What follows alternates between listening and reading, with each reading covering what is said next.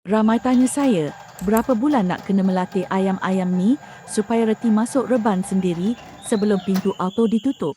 Sebenarnya rahsia dia simple saja. Saya tak pernah latih langsung sejak hari pertama saya pasang pintu automatik dekat reban ni. Semua ayam pelbagai usia ni memang akan berpusu-pusu masuk sendiri setiap kali waktu maghrib.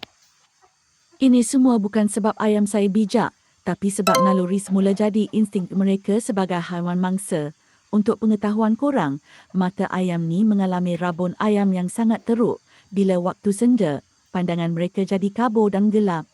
Bila mereka sedar waktu malam nak tiba, naluri mereka akan paksa badan mereka untuk cari tempat yang tinggi, berbumbung dan selamat untuk tidur daripada ancaman musang atau ular. Jadi, waktu maghrib saja, reban itulah tempat paling selamat yang mereka nampak. Tugas pintu automatik saya pula cuma tolong kuncikan sahaja pintu dari luar tepat pada masanya tanpa saya perlu ada dekat dusun. Selesai masalah, jimat masa dan penternak pun tak penat nak kena kejar ayam setiap malam. Pintu auto akan tutup pada pukul 8 malam dan auto buka jam 7 pagi. Sempatlah diorang keluar mengais tanah dan minum air embun pada rumput yang masih berada pada tumbuhan sebelum kami bagi makan.